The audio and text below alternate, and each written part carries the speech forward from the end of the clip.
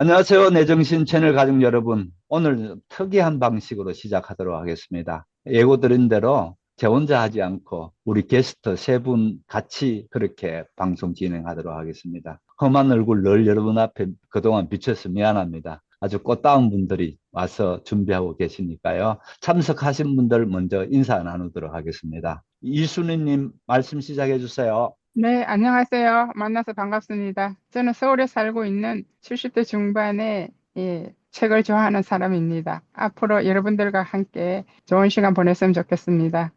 영월 이선희님. 안녕하세요. 내 정신 유튜브를 통해서 이렇게 책도 읽게 되어 아주 기분 좋은 시간을 보내고 있긴 합니다. 공직에서 생활하다가 시골에 와서 아주 자연인처럼 살려고 책이고 뭐고 컴퓨터고 다 집어 던졌던 사람인데 다시 IT 세상을 통해서 컴퓨터도 익히게 되었고 다시 책을 들게 되어서 네, 아주 유익한 시간을 보내고 있습니다. 낭독했던 영월 이선입니다. 잠깐만요. 혹시 그 본인의 고향이 이북입니까? 어떻게 이북 사투를 그렇게 잘했는지 많은 사람이 궁금해 하던데요. 고향은 네, 어디입니까? 고향은 강릉입니다. 강릉에서 대학까지 다니고 경기도로 올라갔는데 고향이 어디냐고 그런 이야기를 많이 들었습니다. 그리고 아이들 앞에서 교사직을 하는데 굉장히 무뚝뚝해서 아이들이 경직돼 있었습니다. 저희 목소리 아주 컴플렉스였습니다. 근데 조금 빛을 발했나요? 그다음에 장영숙님 본인 소개 좀 해주시죠. 네, 안녕하세요. 저는 서울 금천구에 사는 60대 후반 장영숙입니다. 강장을 읽고 나서 부족하지만 서로 소통하기 위해서 나왔습니다. 감사합니다. 네, 아주 서로 겸손한 말씀을 많이 하셨는데요. 사실은 제가 간곡히 모신 분들입니다. 간곡히 모셔서 여기에 참석해 주신 분들 여러분 좀 응원해 주시고 또 이쁘게 봐주시면 고맙겠습니다. 자, 그러면은 우선 첫 얘기를 들어가기 전에 제가 준비해 놓은 광장에 대한 그 방송입니다.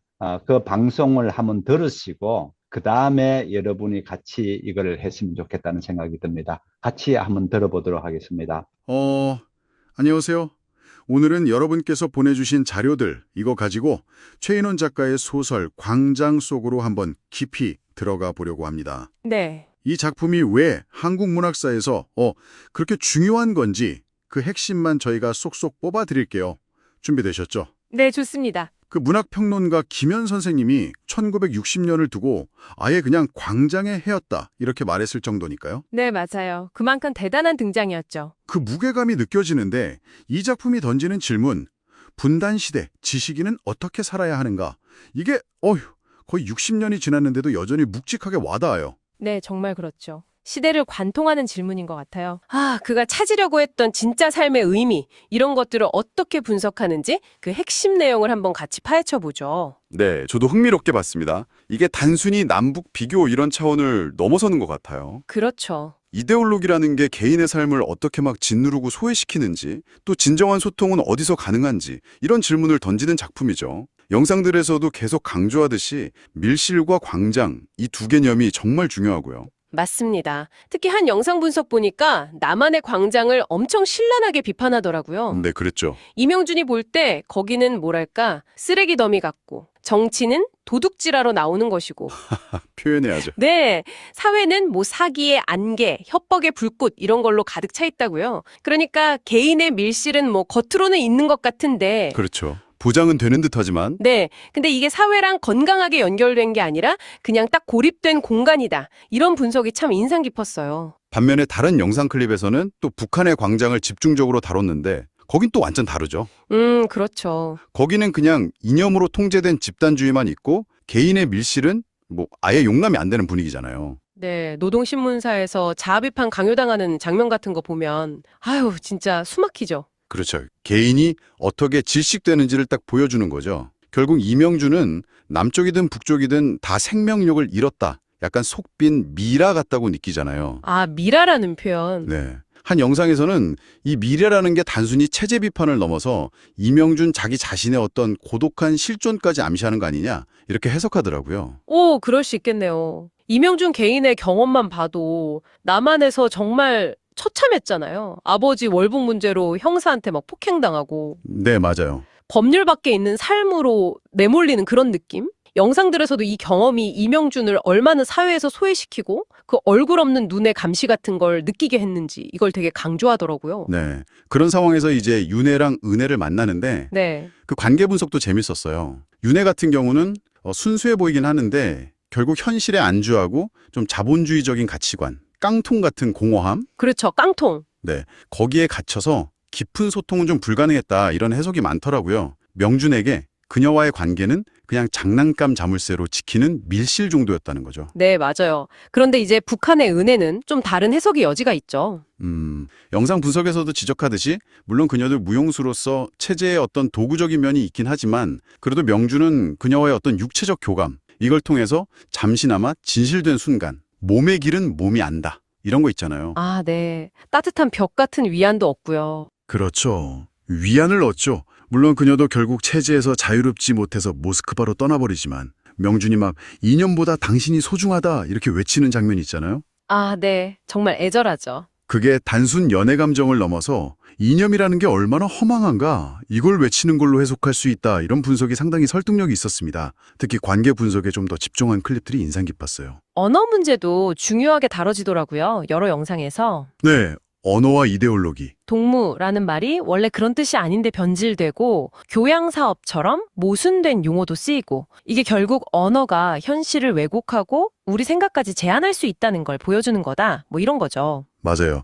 한 분석가는 이걸 비트겐슈타인의 말할 수 없는 것에 대해서는 침묵해야 한다. 뭐 이런 철학기랑 연결짓기도 하더라고요. 오, 흥미롭네요. 특히 북한 사회에 대해서 게으를 수 있는 자유조차 없다고 비판하는 대목이 나오는데 그 분석 영상에서도 지적했듯이 정말 개인의 아주 기본적인 자유마저 빼앗긴 현실을 너무 극명하게 보여줘서 기억에 남아요. 정말. 이 모든 혼란 속에서 이명준은 계속 묻잖아요. 어떻게 살아야 하는가? 그렇죠. 끊임없이 묻죠. 밤하늘의 별을 보는 장면은 이건 뭐 거의 모든 분석 영상에서 공통적으로 지적하던데 이 혼탁한 현실 속에서도 뭔가 순수하고 초월적인 가치를 갈망하는 그의 내면을 딱 보여주는 상징이라고요. 네. 선장한테 내 별빛을 가리지 말아주세요 하고 외치는 거 있잖아요. 디오게네스 1화처럼. 아, 네. 그 장면. 자신만의 진실을 지키려는 어떤 절박한 외침이다 이렇게 해석하더라고요. 그리고 마지막에 그 타고로에서의 폭동 장면. 이것도 빼놓을 수 없죠. 아, 그렇죠.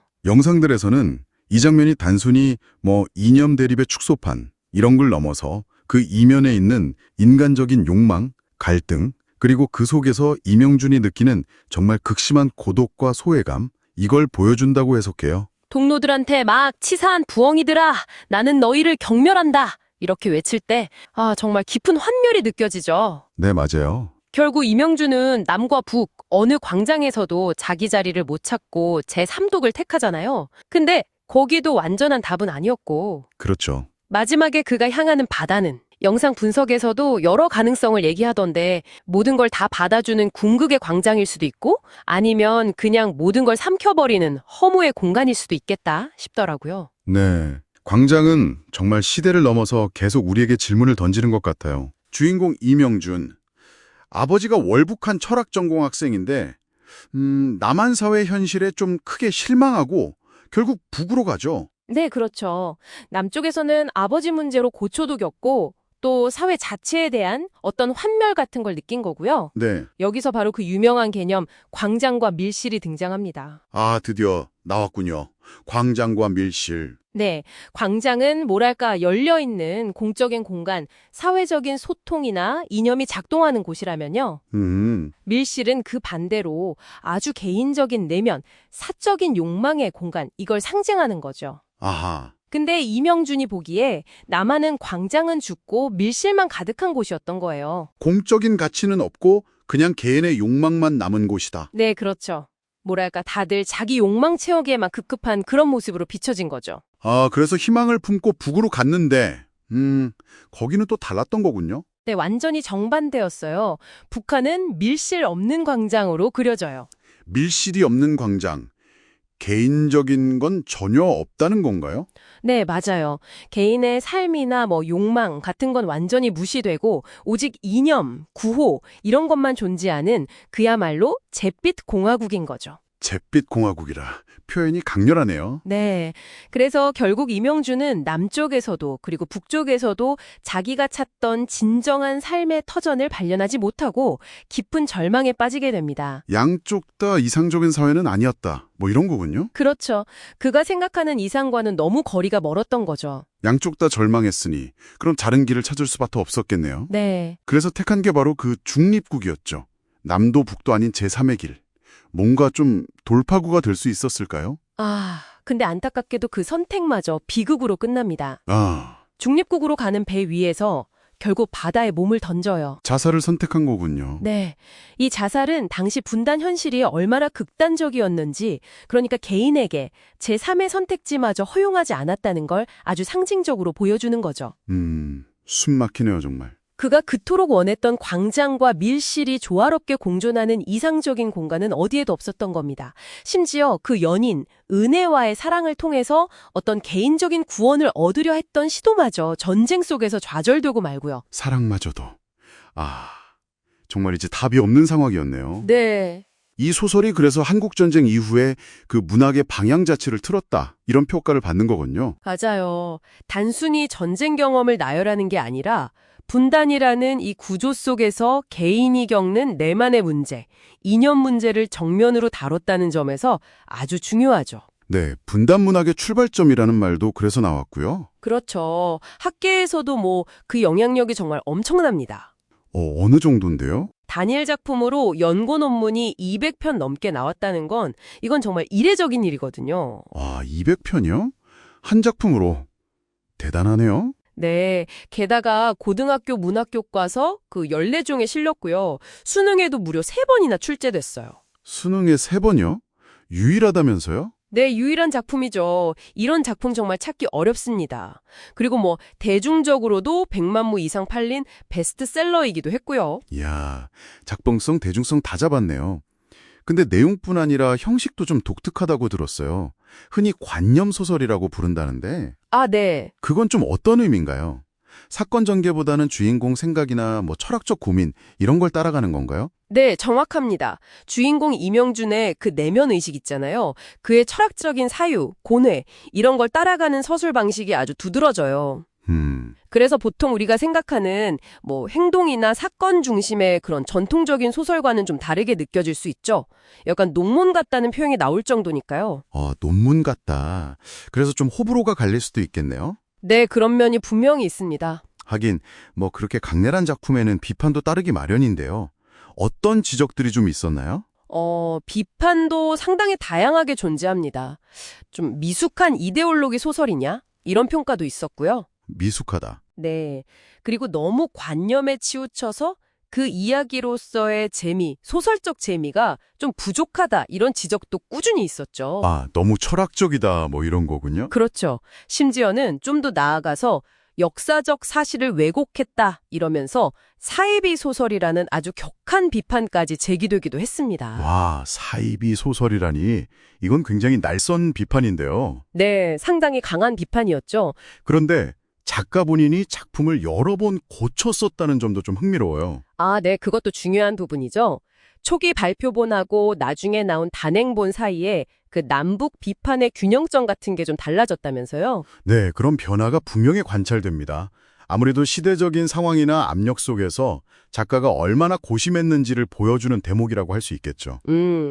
이런 어떤 끊임없는 개작 과정, 그리고 이 작품을 둘러싼 여러 논쟁들, 이런 것 자체가 오히려 광장이 여전히 살아 숨쉬는 텍스트라는 걸 증명하는 것 같아요. 그러네요. 논쟁 자체가 생명력이다 이런 느낌? 그렇다면 이 오래된 소설이 지금 여기를 사는 우리에게 던지는 메시지는 뭘까요? 분단은 여전하지만 사회는 정말 많이 달라졌잖아요. 네, 그렇죠.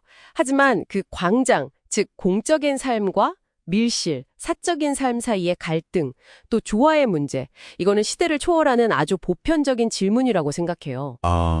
꼭 남북 문제가 아니더라도 오늘날 우리가 속한 사회, 직장, 공동체 안에서 그리고 바로 여러분의 개인적인 삶 속에서 말이죠. 공적인 참여와 사적인 행복, 이 사이의 균형점을 어떻게 찾아가고 있는가? 이 소설은 계속해서 묻고 있는 거죠. 듣고 보니 정말 그렇네요. 광장은 그냥 과거의 유물이 아니라 뭐랄까 이념과 개인, 공동체와 자유 사이에서 길을 찾는 우리 모두에게 여전히 유효한 질문을 던지는 거울 같아요. 네, 정확한 비유입니다. 마지막으로 여러분께 이런 질문을 한번 던져보고 싶습니다. 네, 어떤 질문이신가요? 우리가 매일 접속하는 그 온라인 공간 있잖아요. 소셜미디어. 흔히 디지털 광장이라고도 부르는데 과연 이게 진정한 소통과 연대의 광장일까요? 아니면 오히려 더 파편화되고 고립된 개인들의 밀실에 더 가까울까요? 어쩌면 그 둘 사이의 또 다른 어떤 모습일지도 모르겠습니다. 아, 생각해볼 문제네요. 광장인가 밀실인가? 네, 이 질문에 대한 답은 결국 여러분 각자의 경험과 성찰에 달려있지 않을까 싶습니다. 보내주신 영상 분석들을 보니까 더 명확해지는데 이데올로기나 사회적 압력 속에서 개인이 어떻게 자기만의 진실한 밀실을 지키면서 또 동시에 의미 있는 광장과 관계를 맺을 수 있을까? 이거죠. 정답이 없는 질문이네요, 정말. 네, 없죠. 그래도 이명준의 고뇌를 한번 따라가 보시면서 여러분 각자의 답을 한번 고민해보는 그런 시간이 되셨기를 바랍니다. 여러분의 생각은 어떠신가요? 네, 어떻게 이제 한번 쭉 들어봤습니다만은, 제 개인적인 얘기부터 먼저 하겠습니다. 저는 대학생 때 한번 읽었는 것 같고요. 또 그 다음에 그때 대학생 때 읽게 된 계기는 그 철학가 선생님 중에 한 분, 제가 무척 따랐던 선생님인데 그분은 실제 대학 다닐 때에 학생운동으로 잡혀 들어가기도 하고 이런 경험도 있고 하니까 이분 같은 경우에 강력하게 광장을 추천해 주셨습니다. 그래서 한번 읽었고요. 그 다음에 나중에 대학 졸업하고 난 뒤에 어떤 기회에 한번 읽었는 것 같고요. 그럼에도 불구하고 제가 이번에 다시 광장을 이렇게 선택해서 읽으면서 제가 몇 번을 읽나 일부러 한번 헤아려 봤어요. 최소 4번을 읽더라고요. 여러분 깜짝 놀랐죠? 저도 최소 4번까지 읽을 줄은 몰랐습니다.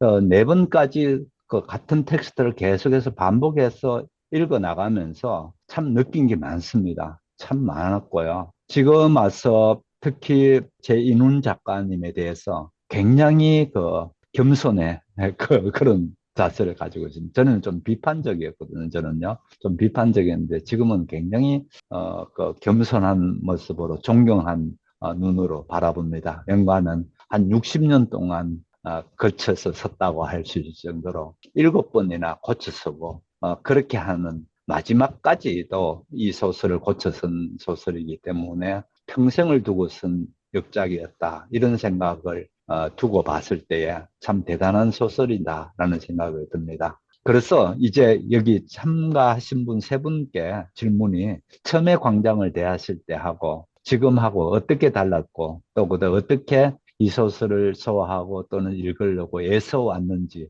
그런 과정들을 서로 나누는 시간을 갖도록 하겠습니다.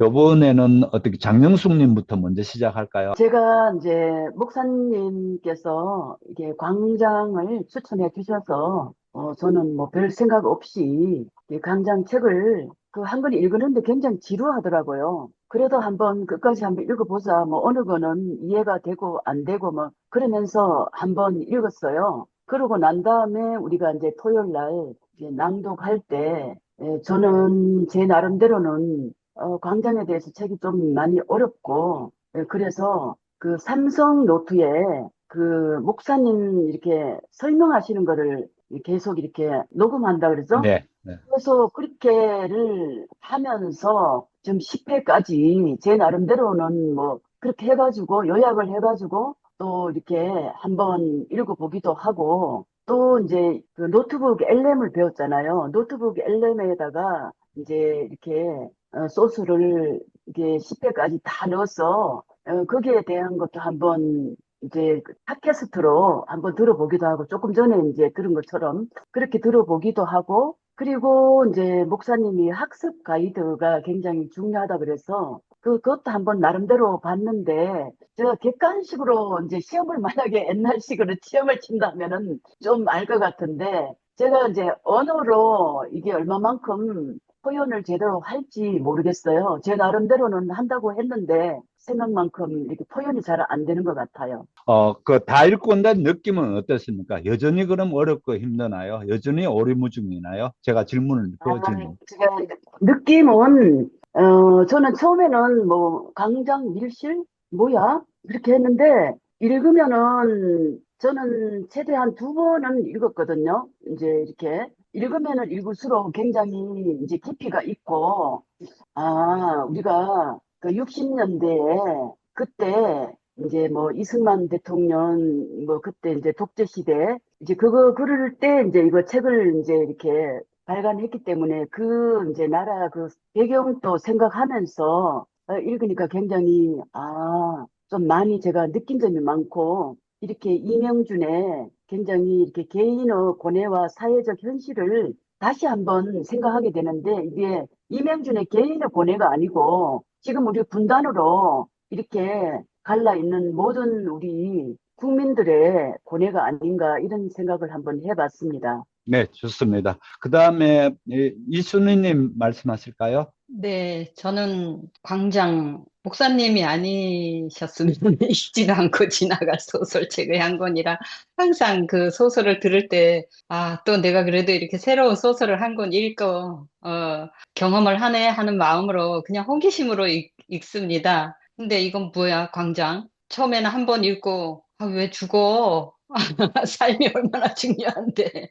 그 이명준의 고뇌는 한 번도 생각해 본 적이 없고, 소설은 항상 약간 허구라는 생각을 저는 머리에 굉장히 가지고 있어가지고, 소설을 문학적인 이해로 못했거든요. 근데 이제 조금씩 가까이 가면서 그 소설 속의 주인공으로 폭폭 빠지라는 그 말씀에 조금씩 이해를 하고, 광장, 그래서 말은 할 수 있는 곳이 있어도 말할 자유가 없는 곳도 있었구나. 북한에 대해서도 별로 심도 있게 생각해 본 적도 없고, 그냥, 자유가 있는 곳, 자유가 없는 곳. 그 정도로만 생각을 했는데, 너무 안일하게 인생을 이 나이 먹도록 너무 안일하게 살았구나. 이렇게 젊은 사람들이, 이념적인 이데올로기 이런 갈등도 이렇게 있었구나. 그거를 조금씩 이해하면서 목사님하고 그 한 시간 지나치면서 철학적인 배경까지를 얘기해 주셔가지고 광장에 대한 이해가 되었고요. 밀실은 생각해 본 적도 없어요. 그냥 삶을 살아온 거지. 그래서 지금 다 읽고 나서도 그럼, 광장은 내게 어떤 의미이고, 밀실은 또한 내게 어떤 의미로 앞으로 살아가야 되나, 이런 생각을 하고 이 소설을 접했습니다. 네, 좋습니다. 그 다음에 서울 이순희님요. 예, 저도 광장을 처음 접했을 때는 그 일반적인 소설이라는 그런 생각으로 그 줄거리 따라서 한번 대충 읽었거든요. 그런데 이제 목사님이 세세하게 나누어서 그렇게 10번이나 그거를 나누어서 세세하게 설명해 주시니까 이 책이 또 다른 그걸로 느낌으로 다가왔어요. 이 광장이란 소설이 우리가 1960년대 11월 달에 출간을 했는데 60년대 3.15 부정선거나 4.19 학생운동 이런 게 뭐 저희들은 그렇게 역사적인 사실이다 이 정도로만 생각하고 그냥 지나왔는데 이 책을 통해서 학생들이 왜 그렇게 분노하고 그렇게 폭발을 했는지 그런 걸 다시 한번 생각해 보게 되었고요. 네, 이 소설이 그냥 피상적인 그냥 소설로서만 아니라 우리 남북한이 분단된 우리 이 현실의 어떤 옛날 이야기가 아닌 우리의 바로 현실의 어떤 바로 끝나지 않은 역사의 이어집니다. 아직도 이어지고 있는 우리의 분단 현실을 잘 표현하고 잘 생각해서 만든 소설이다. 그런 생각이 들었고요. 이명준을 통해서 우리 인간이 광장이나 밀실에서도 어디에서도 자기가 안정을 찾을 수 없고 자유를 누릴 수 없는 이명준의 현실이 지금 우리의 현실이 아닌가 그런 생각이 들었습니다. 자, 그 다음에 이런 생각을 해보겠습니다. 여기에 주인공으로 나오는 이명준, 내가 이명준이라면 어떻게 했을까라는 생각을 한번 해봅시다. 내가 이명준이라면은 이라는 생각을 가지고 말씀하실 때, 이명준의 이런 면에서는 나는 이랬으면 좋을 것 같다. 이런 얘기를 같이 나누시면 좋겠습니다. 아무 분이나 준비된 대로 말씀하시면 됩니다. 이명준이가 경찰서에 잡혀갔을 때 그때 너무 고통스러웠거든요. 그때 아마 정말 본인이 얼마나 살고 싶지 않았을까. 그 아버지가 갑자기 없어진 그것도 힘들었을 텐데, 그 아버지 일로, 내 일도 아니고 아버지의 일로 인하여, 끌려가서 부르라고 할 때 참 답답했을 텐데, 그래도 그걸 잘 참고 견디고 나와서 또 한 여인하고, 예, 기대 보려고 했던 그 장면 떠오르거든요. 이명준이 그 삶이 남에서의 경험, 또 북에서도 굉장히 또 자유롭지 못했잖아요. 그러면서 아버지 때문에 또 이렇게 약간 대우받는 그런 것도 있었고, 정말 이 소설을 우습게 봤는데, 이 작가님도 서울대를 다니다가 서울대를 그만두고 통역관을 했다라는 그 이야기를 해주셔가지고, 조금 소설이 그래도 이렇게 호구를 쓰는 건 아니었구나. 그래도 본인이 많이 겪고, 네, 그 주변의 어떤 상황도 모두 다 소화를 하고 본인이 굉장한 그런 갈등, 그런 게 있어서 소설을 구성했구나, 이런 게 이해가 되면서 이명준을 생각할 때, 삼국을 선택할 수밖에 없었고, 바다에 뛰어들 수밖에 없었구나. 그 죽음에 대한 것을 다시 저는 이해를 했었어요. 네. 나라면 어떻게 했을까? 나는 남한에서부터 진짜 죽음을 선택하지 않았을까? 그런 아, 생각이 들었었어요. 아주 그 부분에 저도 굉장히 공감이 가는 그런 말씀 주셨네요. 예. 또 말씀 안 하신 장영숙님 말씀하실까요? 저기 영월 이선희님이 말씀 다 잘 해주셨는데요. 저는 또 생각이 물론 이제 아버지 때문에 그런 불공평하게 그렇게 고문을 당하고 그런 거를 또 이제 이북에 가서도 나름대로 잘 살아보려고 은혜하고 잠시나마 그 유토피아적인 시간을 보냈잖아요.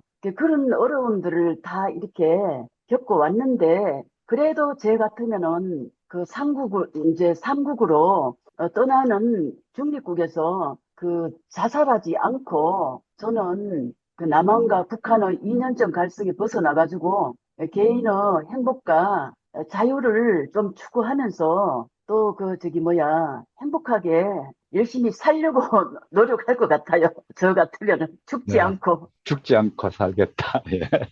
서울 이순우님. 이명준이가 그 가정적인 그 불우한 환경, 어릴 때부터 아버지가 없고 또 어머니도 어린 나이에 일찍 돌아가시고 또 아버지 친구 집에서 그렇게 대학 생활을 하면서 환경적인 그거부터 굉장히 고독하고 좀 외로운 그런 출발인 것 같아요. 그런데 그 생활 속에서도 남한에서 자기가 생각하는 그런 자유롭다고 생각했지만 실제로 보니까 자유롭지 못한 환경, 그리고 광장이라고는 그냥 세속적이고 물질적인 그런 광장뿐인 남한의 이제 한계를 느끼고 결국은 이제 북한으로 가는데 북한에서도 또한 자기가 원하던 또 희망하던 그런 광장이나 밀실을 발견하지 못하고 결국 중립국으로 가게 되는 이제 그런 환경이 되는데 오늘날도 이 현실이 그대로 이어져 내려오는 것 같아요. 지금 남한에도 뭐 밀실이 굉장히 확대되고 발달되고 보장되는 것 같지만 또 따지고 보면 그렇지 못한 부분도 많고 광장도 그 시절이나 지금이나 그렇게 열린 광장이 아니고 그래서 이 시대를 사는 젊은이들도 이명준이와 같은 그런 생각과 고민을 하지 않을까 그런 생각이 듭니다. 그 다음에 이명준이 남한에서 사귄 윤혜, 그 다음에 북한에서 사귄 은혜, 그 두 애인에 대해서 또 한번 입장을 두고 생각해 보겠습니다. 내가 만일 윤혜였다면은 나는 이랬을 것 같다. 나는 또 어떤 면에서는 윤혜는 좀 이런 면이 아쉬웠다든지 이런 얘기를 한다든지 또 한 가지는 북한에서 한 은혜일 경우에 어떤 면이 나는 이렇게 은혜는 되는 것 같고 만일 내가 은혜라면 나는 이랬으면 좋을 것 같다. 이런 얘기들 두 그 애인에 대한 얘기를 해보도록 하겠습니다. 어떻습니까? 누가 먼저 준비되신 대로 말씀해 보시죠. 저는 읽으면서 나도 윤회 같은 한 여자가 아니었을까.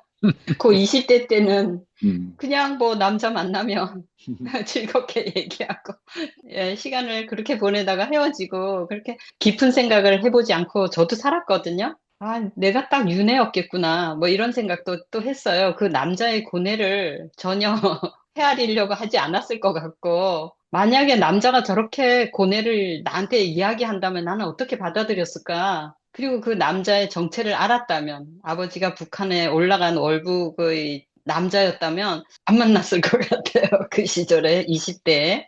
아, 그리고 또 북한에 제가 살고 있으면서 또 그 무용수였다면 나도 현실에 빨리빨리 현실적으로 사는 한 사람이라 더 당원에 가깝게 살려고 애쓰지 않았을까. 한 남자를 저렇게 만나서 사랑에 깊이 빠질 수 있는 북한이 그 정도의 또 자유는 또 있었나 이런 약간의 의심도 했거든요. 저희가 알기에는 자유가 없다고 생각했으니까 그 시절엔. 아, 그래. 나는 아마 그냥 명준을 버리고 그냥 내 출세를 위해서 또 열심히 생활하지 않았을까 이런 생각을 갈등을 저도 했거든요. 그러면서 아, 나도 너무 단순하게 그냥 내 입신만 위해서 열심히 살고 배고프지 않으려고 애썼구나. 너무 다른 사람의 아픔을 내가 너무 모르지 않았나? 뭐 이런 생각을 했습니다. 또 다른 분 말씀, 이거 혹시 보시는 분 오해하지 마십시오. 서로 질문을 갖고 하는 게 아닙니다.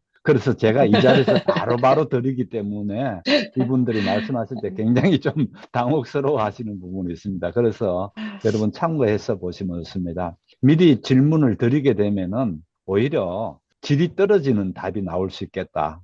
솔직한 얘기가 오히려 더 좋겠다 싶어서 이렇게 하는 거거든요. 그래서 나중에 좀 더 이게 되면은 모르겠는데 당분간은 이런 식으로 해야 되지 않을까라는 생각합니다. 그래서 참고해서 보시기 바랍니다. 또 다른 분 말씀하실까요? 네, 제 생각에는 이명준이가 만났던 윤회는 이 시대의 모든 여자아이들, 젊은 여자아이들이 가지고 있는 생각과 사고와 같은 그런 가장 표본적인 그런 젊은 여자 같아요. 이 세상이 지금 물질적이고 출세와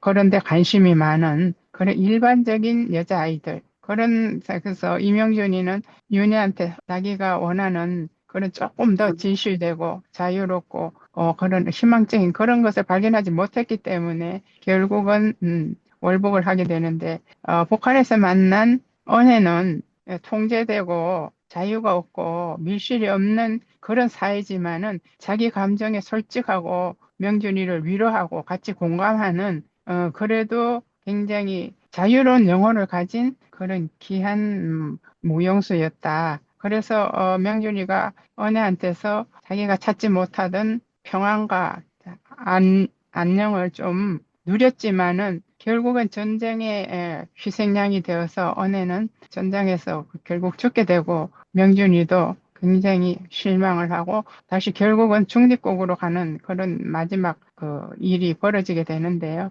윤회나 언혜나 다 이 시대에 우리가 쉽게 볼 수 있는 그런 젊은이들 같아요. 어느 쪽이든지 한쪽은 뭐 우리 이 사회에서는 지금 윤회와 같은 그런 사람들이 많을 것 같고 북한에서 언혜는 굉장히 좀 특이한 그 사회를 벗어나서 좀 더 자유로운 자유를 이제 좀 추구하고 사랑의 진심인 그런 여자로서 명준이에게 굉장히 큰 위안이 되었구나 그런 생각을 했습니다. 제가 남한에 살고 있는 이상은 윤회와 같은 그런 생각을 하지 않을 수가 없을 것 같아요. 윤회 환경이 뭐 가정적으로 어느 정도 유복하고 또 뭐 부모나 이게 사회 환경에 어느 정도 안락한 생활을 누릴 수 있는 그런 환경이었기 때문에 그 환경을 벗어나지 않는 범위 안에서 자기가 행동하는 것 같고요. 제가 언혜라면 뭐 저도 언혜처럼 그렇게 밖에 행동하지 못했을 것 같은 생각이 들고 느낌이 들고요. 북한의 언혜는 좀 더 그 억압되고 통제된 그런 환경 속에서도 자기의 진심과 사랑을 아주 지키면서 명준이에게 아주 순수하게 다가갔던 그 언혜가 굉장히 귀한 그런 느낌이 들면서 제가 그 상황에 처했으면 어떻게 했을까? 밖으로부터의 그 억압이나 그런 것을 피해서 오히려 그 사랑에 충실하지 않았을까? 예, 그런 생각이 듭니다. 네, 말씀하셨어요, 장영숙님. 네, 두 분이서 말씀 잘 해주셨는데, 저는 뭐 그냥 간단하게 제가 이제 남한에 있는 윤회와 이제 북한에서 만난 은혜 두 마음이 항상 이렇게 제 마음에 존재하지 않을까 싶어요. 또 이제 남한에서는 이제 뭐 그렇게 어려움 없이 유복한 가정에서 살았으니까 그렇게 그냥 우선 내가 앞일에 근심 걱정 없이 그냥 이렇게 살고 싶은 그런 마음과 또 북한에서는 물론 그런 여러 가지 이렇게 가로막는 게 많았지만은 그래도 은혜는 그 이제 그 어떤 그 외부의 갈등과 이념으로부터 벗어나서 이제 사랑과 안식을 나눌 수 있는 그런 것도 지금 진짜 남자를 사랑한다면은 저는 이제 은혜 같은 마음을 제가 선택할 것 같아요. 그래도 진심으로 사랑했기 때문에 그 이제 여러 가지 그런 어려움 상황에서도 원초적인 작은 광장에서 이제 그 일시적인 유토피아를 이렇게 느끼면서 그래도 이제 또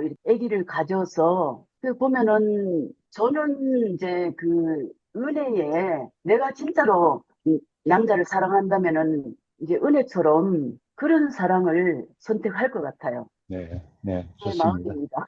네, 네, 알겠습니다. 저는 그 처음에 광장이 어둡게 시작했는데 윤혜하고 같이 연애하는 장면이 딱 나올 때 예, 저희 젊은 시절도 생각이 딱 나서 좋았어요.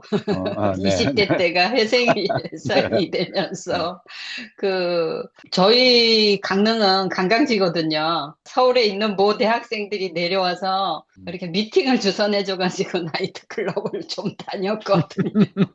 그래서 아, 서울에 잘 사는 집 아이들은 아, 집에서 저렇게 댄스 파티를 했나? 우리는 그래도 나이트클럽, 진짜 나이트클럽 많이 다녔거든요. 아, 돈은 없는데 서울에서 대학생들이 놀러 오면 걔네들하고 뭐 몇 명, 야, 오늘 5명이야. 그러면 5명 친구들 모아가지고 나이트클럽 저녁에 가서 춤추고 맥주 마시고 놀았거든요. 그 약간의 젊은 시절 상상을 하면서 그 잠깐 즐거웠습니다. 그러면은 나만의 윤회가 더 좀 이렇게 화려하게 나가시면 좋을 뻔했다는 말씀입니까? 본인 생각은. 아, 그래도 소설은 이렇게 중심 잡아서 가니까. 예, 알겠습니다. 아유. 예, 만일 제보고 그 같은 질문을 하면 저는 나만의 그 윤회 같은 경우에는 좀 더 그 남자를 품어줄 줄 아는 그런 마음을 가져야 되는데 너무 자기 자신 중심으로 해서 딱 어떤 부분까지만 허락하고 더 이상은 안 돼라는 부분이 있는 게 남자를 좌절시키지 않았는가 이런 생각이 들고요. 그래서 만일 제가 윤회라면은 제가 그런 환경이고 그런 거를 교육받았고 그런 문화적인 게 있더라도 어차피 준 몸인데 다 마음도 줘야지. 그렇잖아요. 둘이 관계할 때만 서로 통하는 것 같고 관계가 끝나고 나면 더 깊은 나락으로 떨어진다고 그 얘기를 하잖아요. 현관은 그렇게 되면 사실은 육체 관계라는 거는 정신 관계에 가기 위한 어떤 좋은 과정이 될 수가 있거든요. 그런 거를 잘 하지 못한 것 아닌가. 이런 쪽이 저는 윤회에 대한 비판이고요. 북한의 은혜에 대한 비판은 그나마도 그야말로 진심으로 사랑이라는 것을 깊이 느끼게 해준 거는 북한의 은혜가 가진 장점이라고 봅니다. 그러나 또 은혜의 한계점은 뭔가 하면 생각의 폭이 너무 좁았다는 겁니다. 한 남자를 만족해 주는 데는 잘 됐을지 모르겠으나 자기가 가진 무용수로서의 미적 감각, 미적 세계, 예술적인 세계 이것과 자기가 사랑하는 남자의 사랑과의 서로 연관시키면서 둘 다 상승시킬 힘을 해야 되는데 가졌어야 했는데 그러지 못하고 너무 남자께 순종적으로 나온 것 아닌가 저는 그런 생각이 들었어요. 너무 순종적이다. 어떻게 보면은 그 북한 사회에서는 또 그게 맞을지 모르겠으나 저는 제 같으면은 내가 만일 그 정도의 무용수고 그 정도 될 수 있는 그런 입장이었다면은 남자를 오히려 끌고 가려고 나서야 되는데 그러지 못한 게 좀 저는 비판이랄까 그런 생각이 듭니다. 예. 긴 소설이긴 한데 그나마도 자기가 그래도 가장 인상 남는 부분들이라든지 또 이 부분은 좀 내게는 뭔가 의미가 줬다든지 또 하실 말씀이라든지 이런 것들은 소설 가운데 어느 부분이 어땠는지 그런 부분을 서로 나눴으면 좋겠습니다. 영월 이선희님 먼저 시작할까요? 네, 이 소설에서 광장과 밀실이 주 이야기로 쭉 전개되는데, 아니, 갑자기 뜬금없이, 아니, 정 선생님 그 미라 이야기는 왜 등장했을까? 처음에는 너무 의아했어요. 아니, 소설이 왜 이래? 갑자기 얘는 왜 이런 이야기가 미라가 나왔지? 고고학자 교수가 왜 나와야 되지? 그래서 의미를 파악하지 못하고 그냥 의심하고 쭉 읽었는데, 그 이후에는 다시는 안 나와서 왠가 했는데 그 소설의 구성상 나중에 이제 이해가 됐어요. 아, 미라를 통해서 많은 것을 암시했었구나. 아, 이 소설이 또 이런 맛이 있는 거구나. 아, 제가 이해한 만큼 미겠지만 뭐를 다 알려주는 거를 내가 다 먹지는 못하겠지만, 아, 미라가 그래 비었구나. 그래, 광장도 밀실도 그렇구나. 그런 걸 암시했구나. 네, 뭐, 살아있어도 살아있는 게 또 아니었구나.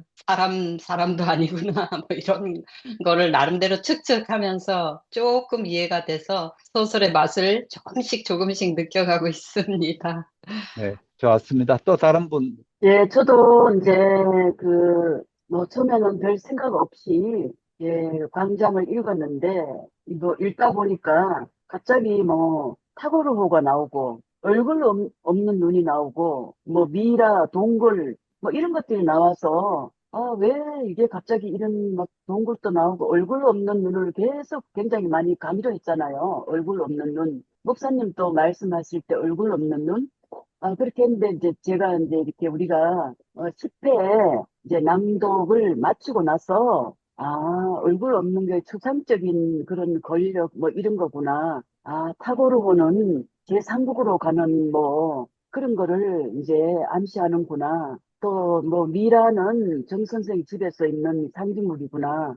동굴은 은혜하고 뭐 그런 거. 뭐 그런 거를 이제 좀 이렇게 이해하면서 굉장히 이렇게 광장에 대한 거를 참 깊이 있는 우리 그 소설을 다루고 있다는 거를 뭐 이렇게 조금씩 느껴가면서 제가 많이 좀 이렇게 문학을 접하는데 많이 좀 변화가 온 것 같아요. 이걸 읽기 전하고 읽은 후에. 네, 좋습니다. 감사합니다. 서울 네. 이선우님 말씀하세요. 포로 수용소에서 포로들을 석방할 때 자기가 갈 나라들을 선택해야 되는데 이명준이는 절대 무조건 중립국으로 이렇게 하는 그것을 보면서 이 사람이 얼마나 심적으로 많은 고통과 그걸 느꼈나 이런 거를 생각하게 되었고요. 남으로도 북으로도 갈 수 없는 너무나 황망하고 고독하고 외로운 이명준이의 그 심정을 아주 단적으로 표현한 게 아닌가 그런 생각이 들었어요.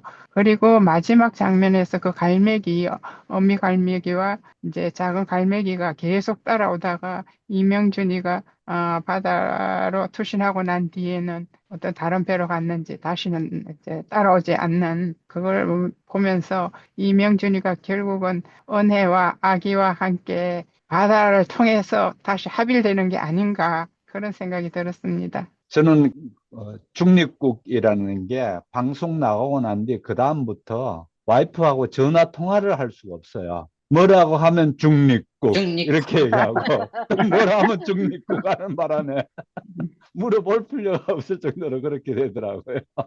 조금 전에 이순희님이 말씀하신 마지막에 대한 자살에 대한 얘기인데 이명준의 자살을 어떻게 볼 건가라는 부분은 참 많은 얘기가 있습니다. 많은 얘기가 있는데 우리도 우리 나름대로의 이명준은 그 자살을 어떻게 그렇게 선택했을까라는 얘기를 또 한번 나눠봤으면 좋겠습니다. 현실 세계에서는 어디에서도 이명준이가 자유와 이제 평안을 누릴 수가 없었는데 은혜를 통해서 잠깐 누렸던 그 자유, 편안함 이런 거를 그런 생각을 가지고 있는 그 상황에서 그 갈매기가 은혜와 그 은혜가 가졌던 아기, 딸을 상징한다고 계속 따라오면서 자기와 같이 이렇게 한다는 걸 생각할 때 이명준이가 그 은혜와 함께하고 그 자유와 평안을 누릴 수 있는 그 바다 모든 것을 다 품어주는 그 바다에다가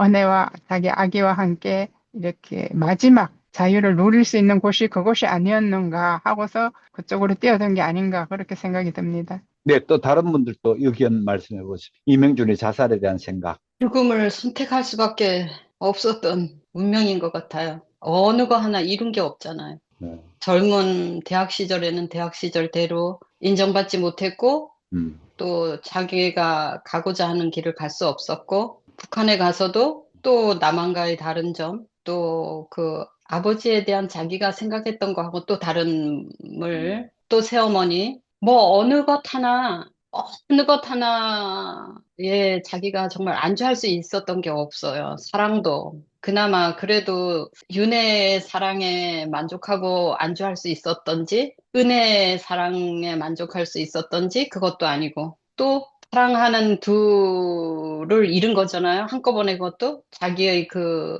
아이까지도.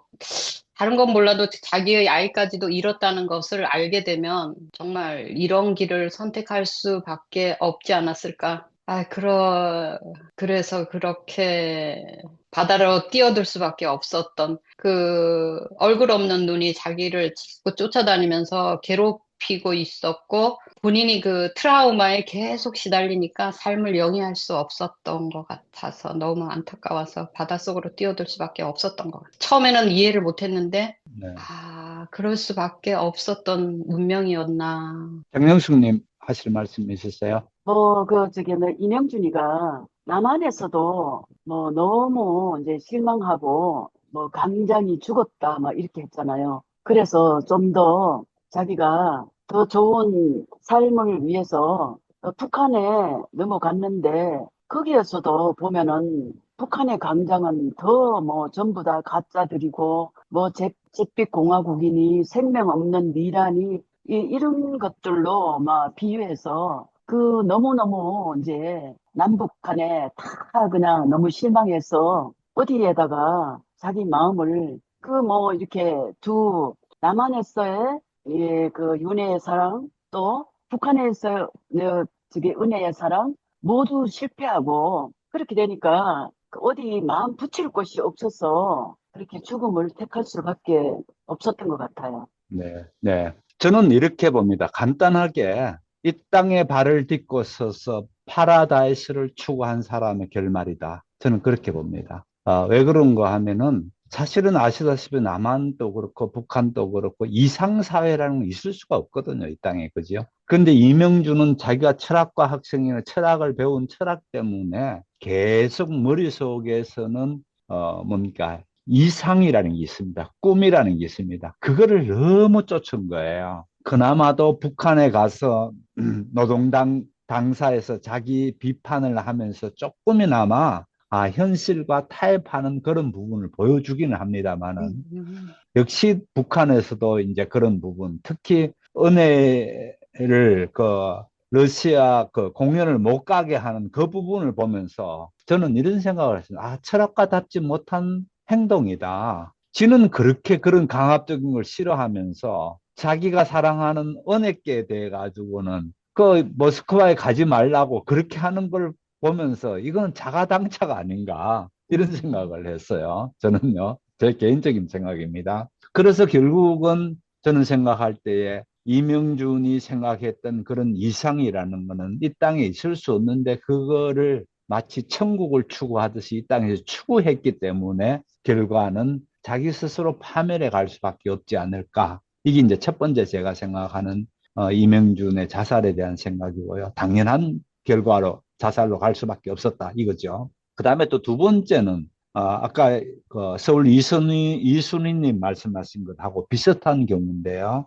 이 소설을 단순히 이 땅에서 벌어지는 것 정도만 생각하는 게 아니고 갈매기로 따라온 그 은혜와 그 딸, 이 두 사람으로 생각했을 때에는 결국은 끊임없이 따라오는 그 아이들을 만나러 갈 수밖에 없는 게 이명준이 아니었나 이런 생각을 합니다. 이명준은 처음부터 시작할 때 바다를 어떻게 봤나요? 마치 넓은 초원 같다, 새로운 광장 같다라는 바다를 보는 그 달라지고 있습니다. 바다가 파도치고 험하고 이렇게 보지 않습니다. 오히려 광장으로 보고 있습니다. 그래서 이 땅에서의 제대로 된 광장은 찾을 수 없는 거에 비해서 저 바다에서 자기가 생각하는 온전한 광장이 이루어지는 자리로 그걸 본 거죠. 그래서 저는 또 바다에 뛰어들었다 이런 생각을 합니다. 아무튼 뭐 제 생각이고 이런 것들도 자그마치 그 광장을 두고 나온 학술 논문들이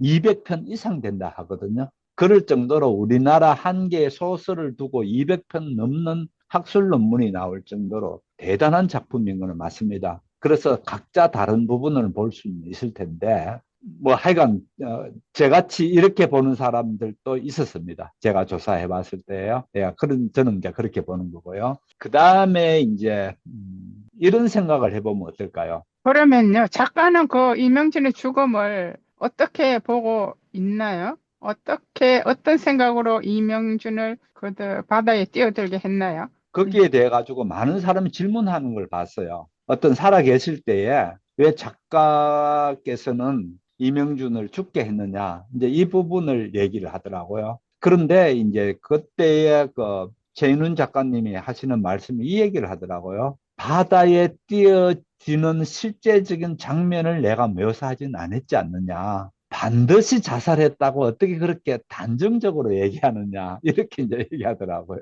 그래서 오히려 그 이명주는 자기의 어떤 돌파구, 새로운 돌파구로서의 바다로 봤다. 그래서 바다로 갈 수밖에 없었다. 그게 꼭 자살이었는지, 안 그러면 지나가는 다른 배를 보고 또 다른 뭐를 했는지, 그런 거는 전혀 모릅니다. 모르는데, 어쨌든 그렇게 대답하는 걸 봤어요. 예. 그래도 우리가 읽어보면은 암시적으로 그 네, 바다에 맞아요. 뛰어든 것 같이 보이잖아요. 예. 예. 자살 직전에 보게 되면은 거의 정신이 이제 그 분열된 상태에서 보면은 어떻게 자기가 죽은 몸을 자기가 바깥에서 보는 듯한 느낌의 글들이 쭉 나오잖아요. 그렇게 자살을 한 거는 맞아요.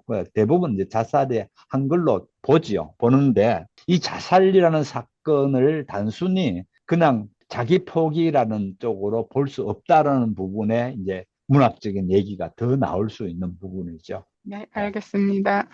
또 다른 어떤 그 이 소설에 대해서 좀 나누고 싶은 얘기든지 자신이 느낀 거 있으면 말씀해 주세요. 요즘 젊은이들은 이명준이와 같은 생각을 하거나 그런 사고를 하고 행동을 하는 학생들이 있을까요?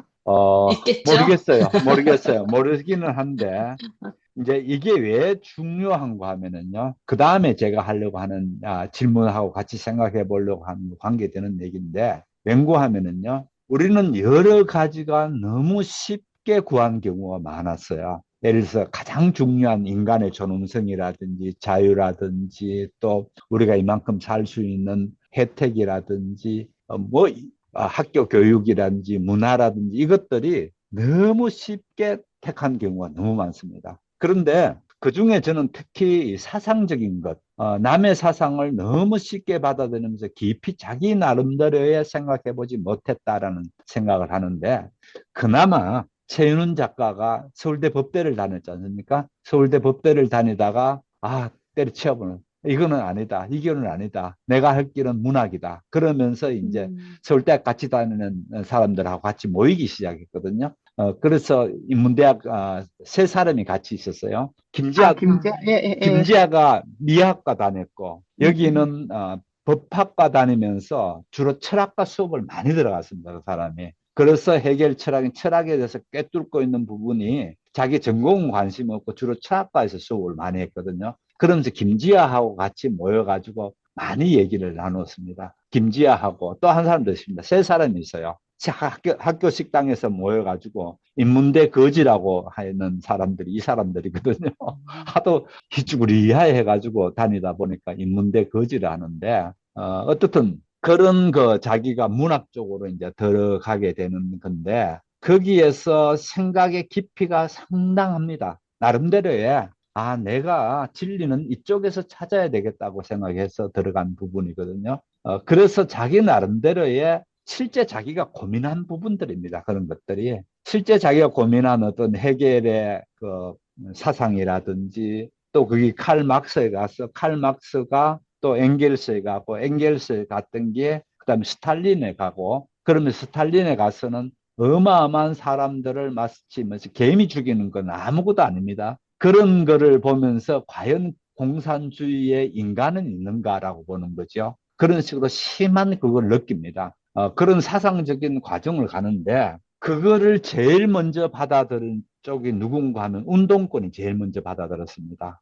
이 자본주의의 문제를 제대로 들어가기도 우리에게서는 안 되겠다. 그러면 이 광장이라는 소설을 통해서 해보자 해서 운동권이 받아들인 거거든요. 그래서 운동권에서 나름대로의 쭉 이렇게 애써온 결과가 지금 현실입니다. 지금 현실이라는 건 뭔가 하면은 자, 운동권에서 안 잡고 있는 분야가 있나요? 어디든지 다 네. 잡았습니다. 예, 또 그 다음에 운동권이 주력해서 잡는 분야가 보입니다. 뭡니까? 우선 교육을 잡았어요. 왜냐하면 아이들을 계속 키워나가야 되니까. 그래서 처음에는 정교조하고 같이 그렇게 했습니다만은 실제 운동권이 그 학교에 미친 영향이 엄청 컸고요. 그 다음에 또 언론인들을 잡았습니다. 네, 전략적으로 그렇게 한 거죠. 언론인을 잡고. 그 다음에 무엇보다도 운동권들이 노동한, 네. 너무 심하게 그렇게 당하는 거를 법적으로 당하는 걸 방지하기 위해서 법조인을 어, 잡았어요. 그 다음에 또 핍박받는 노동자들을 위한 노동계를 네. 잡았어요. 이런 식으로 잡아나가는 게 쫙 다 잡혀졌습니다.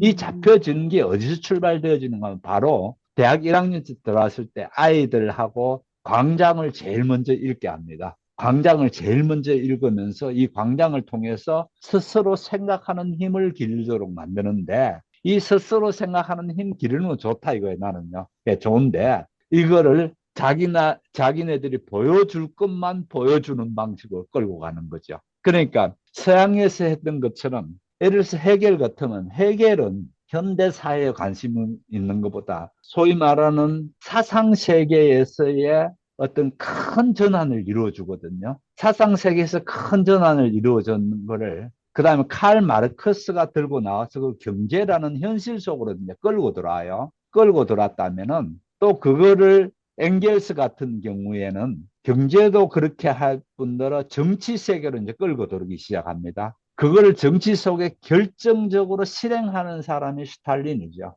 네, 그런 식으로 이제 한쪽 방면만 계속 가버립니다. 거기에 비해서 구라파 지역에서 많은 경우는요, 해겔 좌파, 해겔 우파 그러면서 해겔 좌파에서 칼 막스가 있다면요, 해겔 우파에서는 나름대로의 이 구라파의 전통을 이어나오면서 서로 치열한 그거를 벌립니다. 사상적 대결을 벌려 나온다고요. 이런 결과가 쭉 갔었어야 했는데 우리는 좌파가 너무 그쪽만 끌고 나가버렸고 그 다음에 더 안타까운 거는 아까 이제 그 질문에 대한 건데 우리 우측 사람들은요 그런 사상적 여정을 해보지를 못했어요. 왜 그런가 하면 당장에 등등 쓰고 배부르기 최고지 뭐. 또 우리가 다 이렇게 변호사도 하고 나름대로의 학교 교폰도 잡고 있고 뭐도 다 잡고 있는데 이 세계 경제를 잡고 있는데 대한민국 경제를 잡고 있는데 뭐 별스럽게 사상까지 필요하나 이 생각했습니다. 바로 여기에 치명적 약점이 있죠. 결국은 역사를 이끌어가는 게 이 같은 사상이든지 이런 게 이끌어가지요. 그런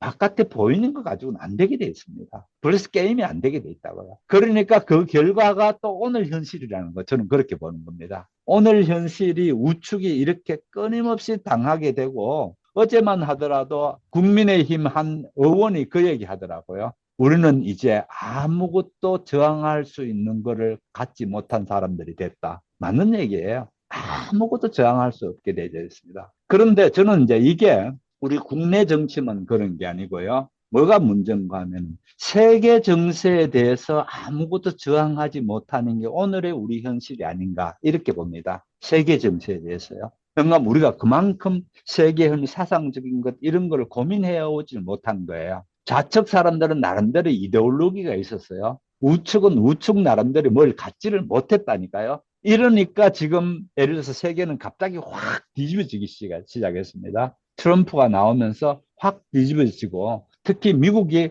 확 뒤집어 버리는 거예요. 확 뒤집어 버렸을 때 우리는 지금 아무런 그게 없잖아요. 우리나라 사람들이 저기 가가지고 무슨 그 미국의 고위층을 만나보려고 벌써 갔다가 다시 빈손으로 되돌아왔나요? 다 빈손으로 되돌아왔잖아요. 안 만나주잖아요. 아무런 대책이 없어요. 25% 부여시켜 놔놓고 저는 어젠가 그저께 뉴스 보니까 한국은 방위비를 10배를 더 내라. 이 꼬라지가 결국은 이렇게 다룬다라는 생각이 들었어요. 무슨 얘기인가 하면요. 우리가 그동안에 미국에 대해서 너무 거기다 목 내비고 있는 잘못된 행동을 해온 겁니다. 자기 몸은 자기가 지켜야 되는 거지요. 누구께 내 몸 지켜달라는 거 그것만큼 어리석은 거 없거든요. 우리나라가 지금까지 그랬어요. 늘 미국께 목 들이대밀고 있었어요. 그러니까 너 이제 안 한다. 그렇게 하면 끝인 거예요. 제가 지난번에도 얘기했으면 6.25 사변이 날 수밖에 없었던 결정적인 이유가 있었습니다. 그 소련을 중심으로 한 철의 장막, 이 문제도 큰 문제지만은 더 결정적인 게 미국이 저질러 버린 겁니다. 미국의 에치슨 라인이라는 미국의 외교 전략을 하면서 에치슨 라인이라고 해서 한국을 빼버렸어요. 빼버리니까 그거를 보고 우리가 미군 때문에 그동안에 좀 멈칫멈칫했는데 이제 남한을 쳐들어가도 되는구나라고 김일성이 그렇게 판단한 거죠. 그거 한번 보세요. 그거를 이미 우리 한번 당했습니다. 당했으면은 또 바보같이 거기 목 내밀면 안 됐었어야 했어요. 그런데 이때까지 계속 미국에다 목 내밀었거든요. 그렇게 목 내밀었던 결과가 지금 이제 엄청난 10배 더 내라. 야, 10배 더 내면 가만히 있을 것 같습니까? 그 다음에는 100배 더 내라. 이렇게 되어질 텐데, 이게 우리가 받고 있는 현실입니다. 생각하지 않는 백성은 망합니다. 예. 이거는 뭐 역사 속에 뻔한 일이거든. 생각하지 않았기 때문에 그렇습니다. 제가 너무 이런 현실적인 얘기를 하는 바람에 너무 그러긴 한데, 아무튼 여기에서 이 소설을 기점으로 해서 생각할 수 있는 거를 던져줬다는 것에 이 소설에 가장 큰 의미가 있다. 저는 그런 생각을 합니다. 네, 잠깐만요. 소설이 그동안에 스토리 중심으로 스토리가 어떻게 주는가, 이 스토리가 뭘 암시를 하는가, 이런 쪽의 소설이 다 이렇게 들고 있을 때에 이 소설은 스토리보다는 과정을 중시합니다. 이 과정에 어떤 사상적인 고민과 갈등을 해나가고 이런 과정들을 겪어나가는가, 이게 심지어 소설이냐라는 비판도 있습니다. 이것도 소설이냐, 소설의 형태를 너무 무시했는 것 아니냐, 이 얘기도 나옵니다. 그러나 소설이라는 게 무슨 뭡니까? 딱 정해져 있는 것도 아니고 저는 좋은 시도라고 보는 거죠. 예, 조금 말씀해 보세요. 네. 그러면 이명준이는 결국은 좀 좌파적인 성향을 가지고 생각을 하고 행동하는 그거는 잘못된 생각. 생각입니다. 전혀 잘못. 우리가 제일 지금 문제가 그거라고요. 세상은 여러 가지 색깔이 존재하지. 저는 처음에 중국을 가보면서 딱 느꼈던 게, 뭐 오래전이긴 합니다만, 중국을, 이 사람들은 색깔이 빨간색밖에 모르는구나. 이게 제가 가진 중국의 사람들이었습니다. 간판에도 그렇고, 뭐도 그렇고, 전부 다 빨간색으로 해놓은 거 보면서, 이 사람들은 빨간색밖에 모르는구나, 라는 생각이 제가 가진 중국에 대한 생각인데요. 이것처럼 우리나라 사람은요, 전부 다 흑백으로만 나눠서 생각합니다. 세상은 절대 흑백이 아니라니까요. 세상은 정말 다양하게 되는데, 이 다양성 그대로를 볼 줄 알아야 되고, 이 다양성조차도 가만히 있는 게 아니고 수시로 변하고 카멜레온처럼 변해가는 게 세상 일입니다. 우리가 그런 눈과 그런 사고 방법을 가지고 봐야 되는데, 좀 전에처럼 그런 식으로 이명준은 흑이냐 백이냐고 접근하기 시작하면 처음부터 낭패를 보는 거예요. 우리가 그런 식으로 교육을 받았고, 그런가 하면 사지선당 해가지고 정답이냐 오답이냐 딱 이렇게만 훈련받았지, 우리가 제대로 이 중간치의 답도 나올 수 있다는 것에 대한 훈련을 전혀 못 받았거든요. 그거는 굉장히 위험한 생각이죠. 그래서 저는 그런 생각들을 일단은 우리가 먼저 까부숴야 된다. 이런 생각을 가지고 있고요. 그래서 마찬가지로 저는 이런 생각을 합니다. 앞으로 우리가 그러면은 어떻게 이 같은 4차 산업 시대라 할까요? AI 시대라 할까요? 이런 시대를 우리가 어떻게 살아야 될 건가라는 것을 지금 진지하게 고민해야 된다고 봅니다. 오늘 아침에도 제가 보내드린 것, 미국의 젊은 아이가 1시간 5분 동안 인터뷰한 거예요. 그게 1시간 5분 동안 실제 인터뷰했고, 뉴욕타임즈에 들어가면 1시간 5분 동안 인터뷰한 게 전부가 다 나와 있습니다. 그 젊은 아이하고 이제 거기에 PD하고 이제 인터뷰하는 부분인데요. 그거를 글로 써서 요약한 게 뉴욕타임즈 신문에 나갔고요. 그런데 그거를 제가 또 다시 우리 한국에 갖다 뒀는데, 결국은 Z세대라는 그 Z세대들의 고민들이 거기에 쭉 나와 있죠. 그래서 지금 미국의 Z세대들이 그 같은 고민을 가졌다면은 우리는 이 기회에 우리 한국 자체가 Z세대분이 아니고 우리 한국 세대에 관계없이 한국 전체가 살 길을 찾아 나서야 된다. 이 생각을 하고 있습니다. 왜 살 길을 찾아 나서야 되는가 하면은 기존의 세계와는 세계 질서가 워낙 바뀌었다는 거예요. 이 워낙 바뀐 이 세계에서 그러면 우리가 어떻게 살 건가라는 부분을 진지하게 고민해야 됩니다. 예, 윤 대통령이 재구속 됐다고 나오네요. 어제 새 재구속돼서. 목사님 말씀처럼 우리의 네. 현실을 이 시대 변화가 이렇게 움직이고 있다는 것을 국민들에게 알리고 교육하고 그럼 우리는 어떠한 길로 나아가야 될 것인가를 미래 비전을 이야기할 수 있는 그런 리더가 있어야 되지 않겠어요? 그렇죠. 그런 얘기가 나와야 되고 또 그런 게 가장 큰 이슈가 돼야 돼요. 예를 들어서 윤통을 재구속시키느냐, 김건희를 잡아들이느냐, 누구를 또 이렇게 했느냐, 그런 것과는 하나도 안 중요해요. 우리는 오로지 거기에 자꾸만 언론이 그렇게 하거든요. 언론이 그렇게 하는 게 아니고요. 언론이 해야 될 부분은 이 부분입니다. 뭔가 하면은 지금 전 세계가 돌아가고 있는 세계의 판이 바뀌고 있거든요. 이 바뀌는 판에 대해서 아주 예민하게 말할 줄 알아야 됩니다. 예를 들어서 트럼프가 전 세계의 그 관세라는 걸 가지고 온 세계를 다 흔들어 버리는 경우라든지 또 트럼프가 먼저 이때까지 전통적으로 옳고 그름이라는 걸 없다고 보잖아요. 친구와 적도 없다고 보고 이렇게 되어지는 이 판에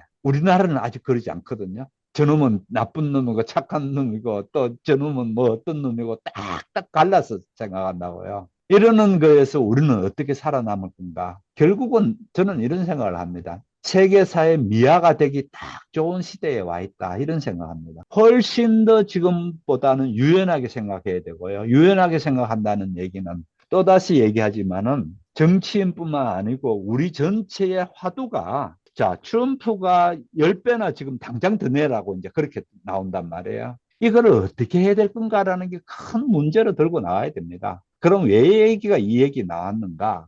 우리가 자기네들 들으라고 그렇게 손이 되도록 뭐가 되도록 빌지도 않았는데 자기네들 필요에 의해서 이제 들었다가 이제 자기네들이 빠져나갈 국리를 찾는 거죠. 찾는데 안 하면은 우리는 그냥 미군 뺄래. 이제 이거거든요. 아니, 그런데 그런 현실을 국민들에게 알리고 이거를 앞으로 우리가 어떻게 해야 될지를 이렇게 나아갈 길을 이렇게 보여주는 그런 사람이 아무도 없다는 이야기예요. 아무도 없다기보다는요, 이렇게 봅니다. 우리가 그런 쪽에 눈을 돌리거나 관심을 갖고 말하는 바보 되는 사회가 돼 있다는 거예요. 지금 당장에 나가서 윤통 다시 들어갔는데 빨리 나와라든지 생각이 겨우 그 정도밖에 안 되는 거예요. 나는 아무것도 아니라고 생각합니다. 윤통이 들어갔느냐, 김건희가 들어가느냐, 또 뭐 누구를 어떻게 했나, 뭐 저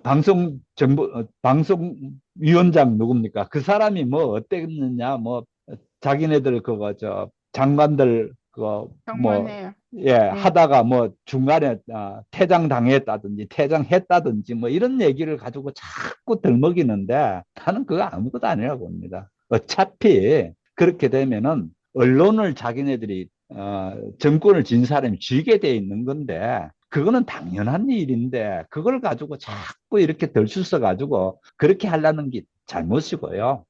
그래, 니네들이 다 잡았으니까 언론도 니네들 잡아서 해봐라. 그러면 내버려 둬야 돼요. 내버려 두고 큰 판을 자꾸만 갖다 대야 돼요. 이거 어쩔래? 예를 들어서 트럼프 10배 내라 한다. 어쩔래? 이제 이런 거를 당장에 우리가 그거 청구서를 받아들고 있습니다. 근데 조용하잖아요. 청구서 갖다 대니까. 세게 나오네. 생각보다 세게 나오네. 이제 이 정도밖에 안 됩니다. 그런데 지식인들이나 뭐 한 사람들이 왜 아무 말도 안 하고 가만히 있나요? 예를 들어 가지고 국민의힘 혁신위원장으로서 안철수를 뽑았잖아요. 안철수가 스스로 사퇴했잖아요. 하는 얘기가 아무것도 안 바꾸려는 사람들께 혁신위원장은 아무 의미가 없는 것 같더라. 그렇지는 지는 안 바뀌려 그래. 그냥 혁신위원장 하나 앉혀놔놓고 뭘 해볼 그런 그따위 생각하면 안 됩니다. 이렇게 쫄딱 망했는 판에 우리가 다시 시작해보자는 그런 정신이 있어야 되거든요. 그런 게 하다못해 국민의힘 당 내에서도 안 돼요. 그게. 그러면 일반인들은 그게 있나요? 일반인들은 더더욱 안 되죠. 연구하면 당장에 집값이 오르니 내리니 우리 아이가 취직이 되느냐 안 되느니 이런 데에 오로지 관심 있지. 앞으로 10배나 더 많은 주한미군 분담금을 내야 되는데 그게 10배만 끝날 것 같아요. 저는 그렇게 보지 않습니다. 10배를 끝나는 게 아니고 결국은 미군을 용병처럼 쓸 정도의 돈이 되지 않는 이상은 가만히 있지 않을 거라고 보는 거죠. 그러면은 생각의 나름대로의 이 같은 문제들을 들고 온 국민적인 여론을 조성할 수 있는 또 생각을 할 수 있는 그런 누가 나와서 말하는 사람이 있어요. 아무 말 안 하잖아요. 말하면 꼭 안철수처럼 되니까. 아, 지네들은 변할 그게 하나도 안 됐는데 위원장 시켜놨어. 그래서 안철수가 뭘 제안을 했대요. 인선을 하는데 이렇게 했더니만은 하나도 안 바꾸려 하는 거예요. 그러면 위원장이 왜 필요해요? 그래서 집어치운 거예요. 그러면서 얘기가 인선위원장을 하려고 하는 게 아니고 큰 칼을 들고 나와서 당을 수술하려고 해야 되지. 조그만 인선위원장 가지고 그 칼 가지고는 안 되겠더라는 거죠. 그래서 이런 판에서는 어느 누구도 안 나설라 하고요. 특히 지성인 같은 경우 더더욱 안 하죠. 지성인들은 어떻게 되나요? 그거 얘기했다가 떼거리로 지금 안 그래도 그런데 좌측이 자기네들 권력까지 쥐고 있단 말이에요. 권력까지 쥐고 있는 사람들께 바른 소리 했다가는요. 그거는 또 뼈도 못 추립니다. 예. 뼈도 못 추리게 전혀 그러니까 전혀 뼈도 못 추리니까 가만히 입 다물고 있는 거죠. 그럼 안철수라도 지금 우리가 당면한 심각한 문제를 국민들에게 알리고 어떻게 하자고 이렇게 외쳐야 되는 거 아닌가요? 글쎄요, 안철수가 그래서 자기가 당대표 나오겠다 했잖아요. 아니, 그거는 차의 문제고 지금 우리가 직접 당면한 여러 가지 문제들을 글쎄요, 예, 뭐, 옛날 목숨 걸고 독립운동한 사람들도 있는데 지식인들이 이렇게 입 다물고 가만히 있다는 거는 이거 나라가 파멸로 지금 들어가고 있는 징조 같아요. 저는 이런 생각합니다. 우리 역사 속에서 정말 좋은 지도자가 나와서 역사를 제대로 이끈 경우보다는 물론 그런 경우가 있었죠. 예를 들어서 세종대왕 같은 사람 같은 경우에 얼마나 잘 이끌었나요? 그런 사람들이 있었겠죠. 또 박정희 같은 경우에 민족을 위해서 그렇게 버린 그런 그 정신이라든지 이런 사람들이 있었죠. 그 외의 사람들은 아무리 찾아봐도 그런 게 안 보여요. 안 보이는 게 우선 가장 큰 문제점이고, 두 번째는 저는 이렇게 봅니다. 그러면 어떻게 오늘 역사가 이어져 왔는가? 다 밑에 바닥에서 올라왔습니다. 바닥에서 올라왔다고요. 예를 들어 가지고 가까이 4.19만 하더라 한번 볼게요. 하도 이승만 정권이 행편없는 독재에다가 독재로 끝나는 게 나중에 부정선거까지 했거든요. 결국은 4.19를 일으키는 결정적인 선거를 부정으로 해버렸다고요. 그러니까 가만 못 있죠. 바닥에서 있나가지고 뒤에 퍼버린 게 4.19지 않습니까? 그 전에도 한번 보세요. 예를 들어서 동학혁명이 왜 일어납니까? 조선을 이끄는 것들이 너무 썩어 자빠졌고 너무 자기네들 뱃속만 채우고 밑에 백성들은 굶어 죽든 말든 피 빨아먹는 족속들만 다 부글부글 하니까 결국은 전봉준을 중심으로 해서 전라도 한쪽 구석에 조그맣게 나왔던 것들이 불길처럼 전체 벌어진단 말이에요. 그러면은 그거를 감당할 수 없는 조선은 어떻게 되는가 하면 외부의 세력을 빌려다가 이 동학혁명을 어떻게 보면 멸종시켜 버렸죠. 사실은 멸종시킨 그냥 뭐 어떻게 짓눌러 버리는 정도가 아니고요. 그래서 동학혁명이 그렇게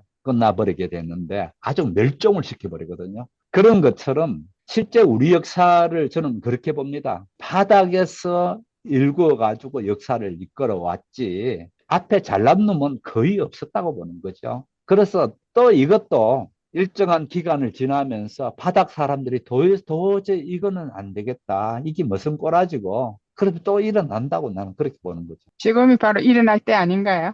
그건 아직, 왜 아직 아닌가 하면은 지금 한번 보세요. 중도층에 있는 사람들이 상당히 그래도 자, 한번 나라가 이렇게 됐으니까 지네들 잘하겠다 그랬으니까 한번 줘보자 해서 거의 60%까지 올라왔잖아요. 60%, 지난주에 60%까지 올라왔거든요. 저는 그거는 좋은 일이라고. 중도층이 주로 움직여주기 때문에 그렇게 되는 거예요. 그래서 이제 봐야 되죠. 봐야 돼서 정말 이 사람들이 잘해서 잘 그 나라를 잘 이끌 수 있는 그런 사람들도 있어요. 그 가운데에. 그런 사람들도 있으니까 그런 사람들의 생각들을 제대로 해서 잘 이끌어지는 결과가 이제 곧 나올 겁니다. 한 2년을 나는 못 넘긴다고 보거든요. 한 1년만 지나더라도 서서히 나오기 위해서 2년만 지나게 되면 나옵니다. 그러면 2년쯤 돼가지고 정말 괜찮다. 생각보다 얘들이 잘하네. 더 밀어주자라고 확실히 밀어줄 수 있는 그게 이미 국민들은 준비가 돼 있어요. 근데 정치인들이 얼마나 잘하는지 모르죠.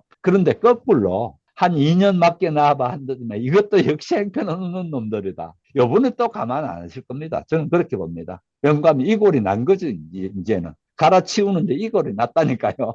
아이고, 그런데 잠깐. 지금 세상 아이, 돌아가는 게 우리가 2년을 기다릴 만한 그런 시간적인 여유가 없지 않나요? 세계가 너무 급변하고 있으니까. 2년을 그래도 우리가, 예. 아니요, 2년은 기다려야 돼요. 세상이 일이 그렇게 되지는 않습니다. 그렇게 되지 않고, 예를 들어서 미국 같은 경우가 이제 제일 저는 미국에 관심 많은데요. 미국이 지금 저런 식으로 관세 정책으로만 가지고 과연 미국이 일어설 수 있을까라는 부분에서 그러지 않는 경제학자들의 의견도 많습니다. 결국은 저기 부메랑이 돌아와서 다시 미국이 힘들게 할 거다. 이런 겁니다. 그동안에 해왔던 것처럼 전부 다 잘 살자라는 정책으로 나가야 그나마 이 전체가 같이 괜찮아지는데 지금은 뭔가 하면 내만 살겠다는 생각이거든요. 아메리카 퍼스트가 나옵니다. 내가 먼저라는 겁니다. 그 얘기는 말이 좋아서 아메리카 퍼스트지 미국이 우선이라는 그 얘기는요. 다른 놈께는 관심 없고 내 혼자 살고 봐야 되겠다는 얘기거든요. 그렇게 되어지면요. 동물의 왕국하고 똑같습니다. 동물의 왕국이 어떻습니까? 나 혼자 살겠다는 거잖아요. 당장에. 그렇게 됐을 때 이 세계가 어떻게 될 건가? 많은 학자들 얘기는 그 부메랑이 다시 미국에 되돌아갈 거라는 거죠. 네가 그렇게 깽판 쳤으니 어떻게 보면 전 세계 리더격으로 되는 미국이 그 모양 그 꼴로 했으니까 네가 당해봐라라는 식으로 나오는 거죠. 그 같은 모임을 하려는 게 주로 구라파에서 나오죠. 구라파 지도자들이 모여가지고 이제 구라파에서 목소리를 내면서 나와야 된다. 이렇게 하면서 뭘 엮어보려고 그러죠. 그러면서 구라파에서 예를 들어서 푸틴과 그다음에 시진핑 이쪽 중국 이런 식으로 끌어들여 버리면 미국은 완전히 또 소외당해 버리죠. 이제 학자들은 그렇게 보는 거죠. 이러다가 미국은 소외당한다. 딱 나오잖아요. 그렇게밖에 갈 수밖에 없어요. 지금 이렇게 되면. 지금 뭐 유럽 쪽이 다 그냥 미국 트럼프한테 다 붙어 있잖아요. 좋게만 얘기하고. 그것도 반대하는 사람들 많죠. 유럽 자체가 어렵기 때문에 그래요. 가장 문제는 우리 집에 먹고 살 만한 게 뭐가 있어야 어디 뭐 좀 제대로 할 텐데 당장에 우리 집 먹고 사는 게 힘들단 말이에요. 그러면 모든 거는 어디는 우리 집 먹고 사는 거에 집중되게 돼 있어요. 유럽이 지금 그 모양이죠. 경제가 우선이 경제 다음에 민주주의라고 이야기하잖아요. 경제가 어느 정도 수준에 있어야 민주주의가 이루어진다. 그렇게 이야기하고 있고요. 또 어떤 사람들은 미국이 지금 망해가고 있다. 부분적으로 여러 군데서 많은 부분이 썩고 있고 불복을 끓고 있다. 이렇게 말하는 사람들 있는 것 같아요. 그거는 특히 미국의 이제 지성인들이 그런 얘기를 많이 하죠.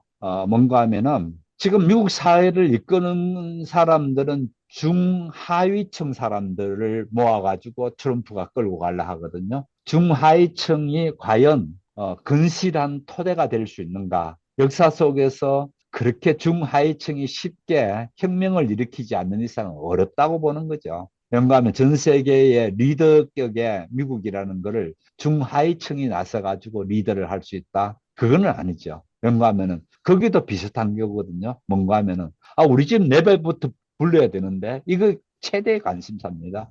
소고기 우리 자꾸 갖다 팔아야 되는데 왜 한국은 소고기 연령을 두느냐 이따구 소리 해 나가면서 자기 그거 챙기려고 그러고 그런 거를 자꾸 챙기려 하게 되면 큰 덩어리가 안 되죠. 큰 덩어리가 안 된다는 거는 저는 얘기가 그거죠. 그나마 이승만이 개판을 치고 그러더라도 이승만이 잘한 게 미국과의 상호 방위 조약을 맺게 된 거는 이승만이 결정적으로 잘한 일이거든요. 그러다 보니까 그 이후에 우리 한국은 우리 몸 지키는데 돈을 안 써도 될, 그러니까 미국이 다 지켜주니까. 그러다 보면 모든 돈을 경제에 일괄 투입시킬 수 있는 그런 여력이 생겼어요. 그렇게 되면서 우리가 빨리 성장할 수 있었어요. 그게 이제 이승만이 가진 큰 업적이었다면은 그 같은 큰 틀을 먼저 만들어 가려고 했는데 미국이 과연 그런 틀을 만드는가? 지금 이런 판에서는 틀을 만들기 힘들거든요. 마칩시다. 예. 아무튼 이제 마지막 얘기하고 마치겠습니다. 여러분 이렇게 보셨는데 우리가 이제 소설을 얘기하다가 또 다른 현실적인 문제로 와버렸습니다. 그러나 이 소설이 가진 힘을 한번 생각하고 마치겠습니다. 이 소설은 우리 한국 소설 역사상 가장 우선 저자가 힘들어서 그렇게 써온 소설이고 가장 장기간에 써진 소설인데다가 또 실질적으로 열심히 쓰면 뭐합니까? 읽어줘야지. 그런데 자그마치 100만 부 이상 팔린 그런 소설입니다. 그래 100만 부 이상 팔렸다라는 것은 또 다른 힘을 가지고 있는 거죠. 그런 면에서 대단한 그 부수를 출판 부수를 가지고 있고 그 다음에 또 이 소설 하나만 가지고도 200개 이상의 논문들이 나온 거라든지 이런 것들은 앞으로 계속해서 이 소설의 문제는 다시 얘기될 거다. 예를 들어서 이 소설의 주된 이슈가 남한과 북한의 분단 문제가 그 핵심 중에 깔고 있다면 오늘날 우리에게 분단은 없나요? 다 소통 잘 되나요? 어느 시대보다는요. 오늘날에 개인의 분단 문제, 단절 문제, 소통 부재의 문제는요. 보통 심각한 문제가 아닙니다. 그렇다면 이 소설은 또다시 불려져서 이 같은 분단을 어떻게 극복하는가라는 큰 문제를 또 생각하게 만들어주는 거죠. 그래서 여전히 이 소설은 열려져 있는 소설이고 우리가 또다시 어떻게 이 분단이라든지 단절이든지 이런 문제를 극복해서 우리가 좀 더 나은 사회를 이끌어 갈 수 있는가라는 것을 이 소설은 근본적인 질문을 던지고 있다. 이런 생각을 하고 있습니다. 오늘 이렇게 함께 해주신 여러분 감사드리고요. 또 세 분 함께 이렇게 끝까지 해주셔서 고맙습니다. 이상으로 마치겠습니다.